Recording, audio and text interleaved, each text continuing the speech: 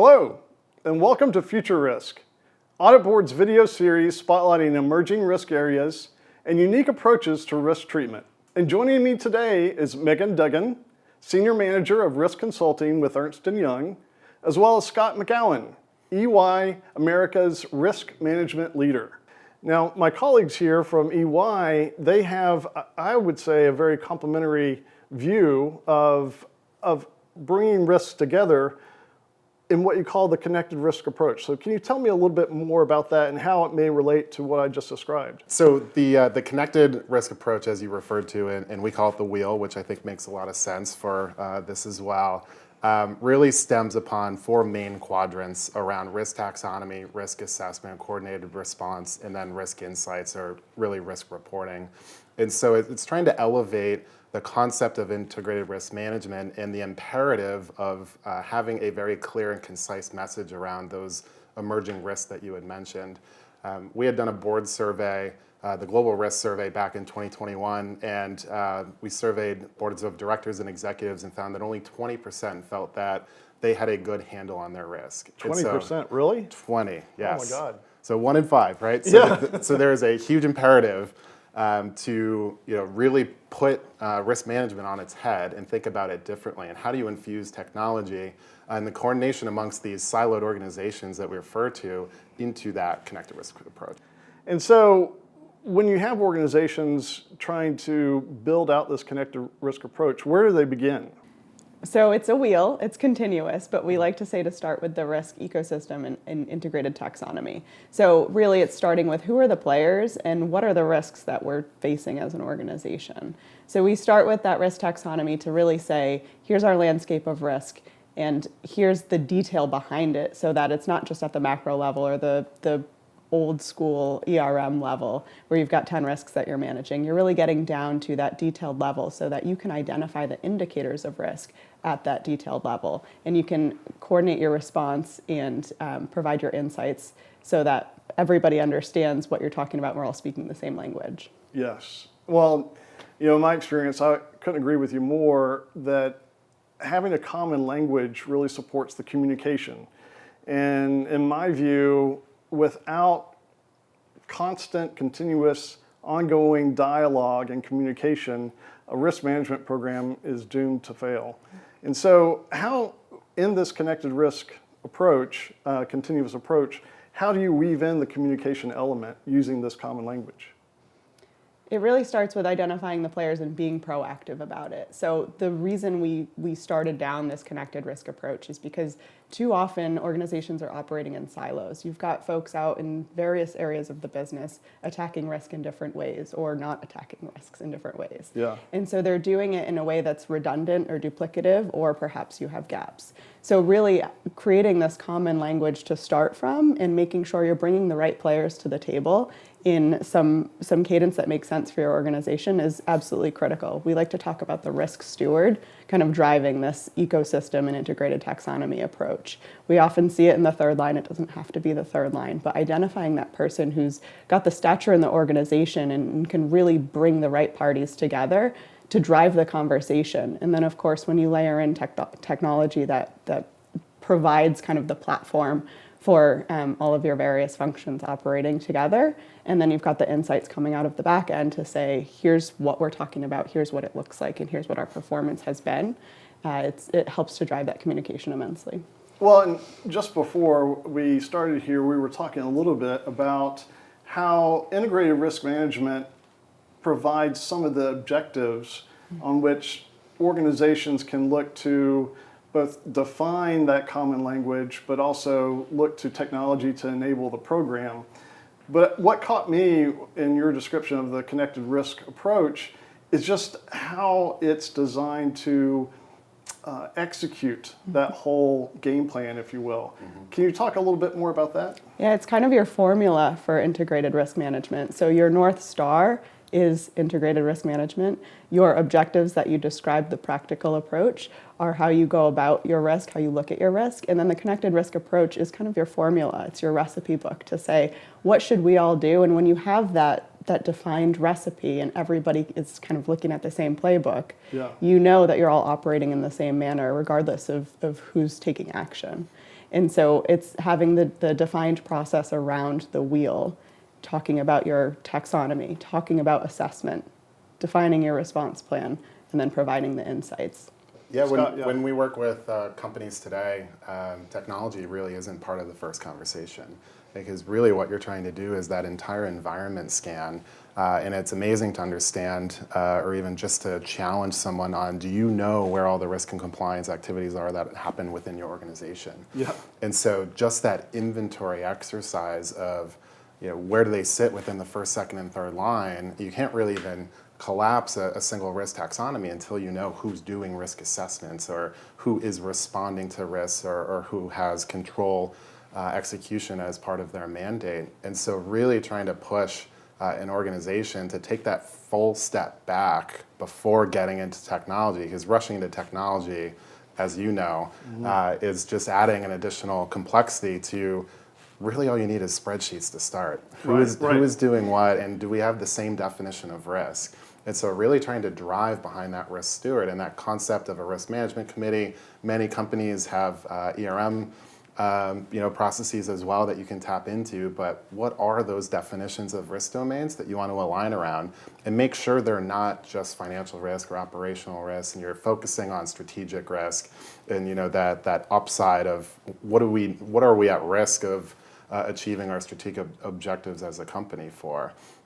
Exactly. Well, I'm glad you hit on that, because given that this is future risk and we are talking about how organizations can better anticipate some of these risks that they may not know much about, they tend to gravitate around those strategic objectives. And as risk professionals look to better understand the strategic objectives, where do you see opportunities for them to engage with business leaders in understanding how they're looking to change the business? And maybe if you have an example or even two of some maybe new products or services that organizations are launching, creating these new risks, that would be helpful as well. Yeah, and so really, when we think about being a strategic advisor, whether you're in internal audit, you're sitting within the second line, the business needs to feel that they're getting value from you. So why do you have a seat at the table? Right. So trying to figure out how you quite literally get that seat at the table for those risk management committee discussions or the strategic directional conversations for the company is critical.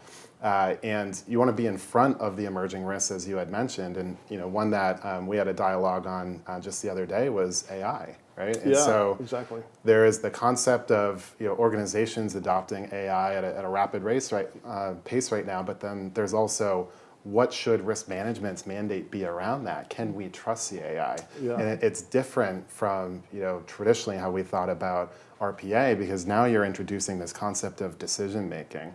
And so it's really important as you think about the construct of your risk management activities is also who has the expertise to keep pace with the change of technology innovation. Right. And so never before have you had to think about having someone like an AI systems engineer as part of an internal audit response or as part of your risk management team, but now you should. Yeah. Right? You really need to think about how do you differ your operating model to bring in that concept of a guest auditor or a subject matter expert, so that not only are you identifying what those top risks are, but you're intelligently responding to them as well.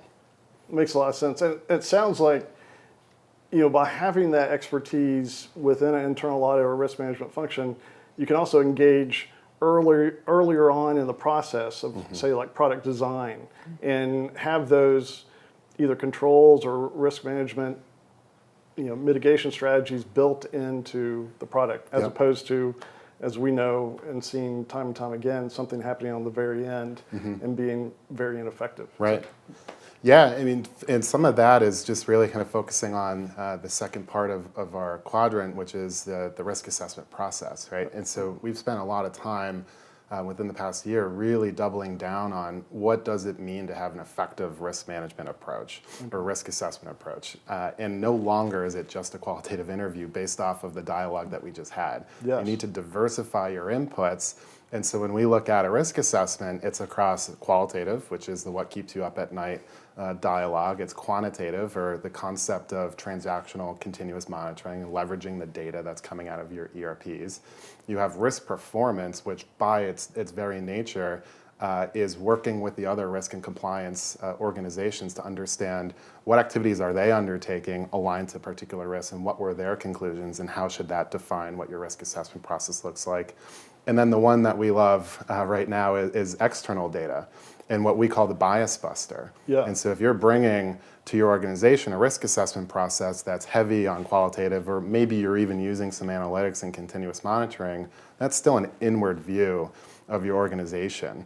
And so, really what you need to be able to do is stand up with confidence to say, these are the top risks that are impacting my company, and here's why. And so the infusion of external information, of doing social media scanning or leveraging the commercially available data sources out there to identify risk and map that back to your risk ecosystem, Yes. now allows you to say, here are my internal indicators of risk overlaid with my external risk indicators, and together, this is our confident perspective on our total risk that we need to manage. Makes a lot of sense. And Megan, I want to bring you into the conversation in that you were telling me before about the failure of single point of analytics. Is that right? Maybe you can help our audience, or single use. Single use Okay. point analytics. Okay. Yes, it's my narrative these days. So out in the business, first, second, third line, people are developing analytics. There's been a huge push for data over the past 15 years. And so regardless of where you sit in the organization, you're probably focused on developing data analytics. But Yeah. what does that actually mean? A lot of times what it means is developing point solutions to go after a particular hypothesis. So it's that risk then data, or data then risk conundrum. I have an idea, I think there's a risk here. I'm going to go seek the data that validates this risk hypothesis. Okay. And then what happens? It goes in a drawer. It doesn't get used again. We see that a lot, for example, in internal audit, where they develop an analytic for a specific audit, and then it doesn't get used again.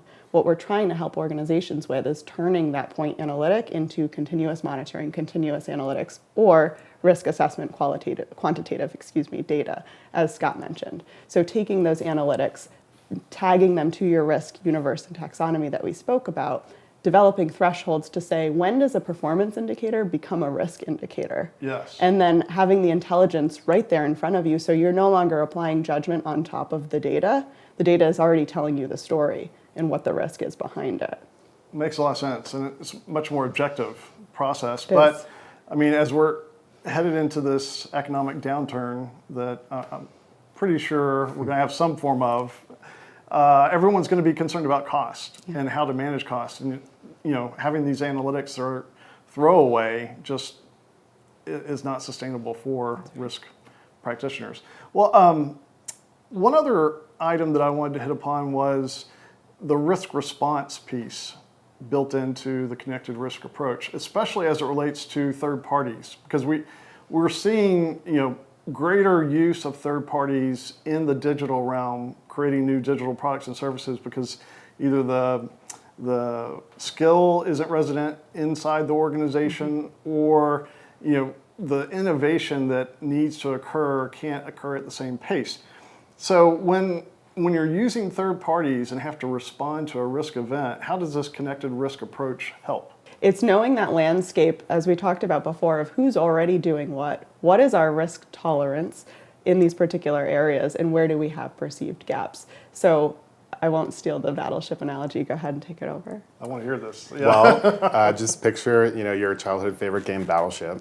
And so as we try and simply explain it, you have all of your risks that you've identified through your work in the first two quadrants of normalizing around a single risk taxonomy, and then diversifying your risk inputs for a robust risk assessment process. You now have a list of your full risks. On your x-axis is the output of that environment scan that you did. Who are all of the organizations across the first, second, and third line, from risk owners to risk responders, that have some alignment to that risk or risk response back to your quadrant? Yep. The job of the risk management professional or internal audit is then to assess if something is over or under risk based off of that appetite that we had spoken to. Yes. And so you're truly doing a mapping exercise, which you can use to identify gaps that may infer to what the audit plan is for your third line. Got it. I love the analogy because I was a big player of Battleship. Before we wrap up here, I want to get from each of you, if you don't mind, given, again, this is future risk, what do you see as the biggest future risk for organizations, and how can E&Y help? That's a very good question. So you hit on one that we're pretty passionate about right now, and every business is facing it. I was reflecting of being at this conference last year, and all of the ships that were stuck outside of LA here because of all of the supply chain issues. And so you had mentioned it in your opening commentary of the importance of supply chain, not only on our U.S. business, but as we fit into the global economy and all the pressures from China, what that may mean for the production of those products and goods. And so we're really trying to look at the concept of supply chain risk management differently. And what is the risk manager's obligation in that equation? And back to that particular example, it's the availability of those goods and the reliability of those suppliers. Yeah. And so we've been working on a solution that helps us with that tier N mapping of suppliers, customers, alliances to identify where your weaknesses are within that particular supply chain and tie that back to product risk and not just overall risk. Wow. And so then you could say that we have these 20,000 suppliers that are aligned to these products. They're responsible for producing this particular widget that we rely on, and then you can take a proactive response to that particular problem by having greater insight into the viability of that particular third party's financials. How cyber secure are they? What is their geopolitical risk based off of where they are? Do they have any of their own operational risks? And really kind of that third party risk management approach to supply chain. Makes a lot of sense. And what I like about it is it makes it so actionable. I mean, that's what oftentimes I will see, a risk is assessed, but how do you action on it? So that makes a lot of sense. How about you? I'm going to take your future risk question and maybe talk about future opportunity. Yeah, that'd be great. Yeah, exactly. We talk a lot about digitization and technology introducing risk to an organization. I think what we're trying to help, or I know what we're trying to help organizations with, is capitalizing on that technology opportunity, especially in risk management, and how we use data and technology to streamline our processes, be more efficient, and take a platform approach to risk management. So I think that's an area that really we're starting to get a lot of momentum and help organizations with preparing for digitization of risk management and harnessing the value of it pretty immediately. Well, thanks very much for participating in this initial episode of Future Risk. And thank you for watching, again, this original series called Future Risk. We look forward to bringing you some really compelling content on how you can manage your risks and make sure that you're taking the appropriate steps to ensure your organizations are protected. Thank you.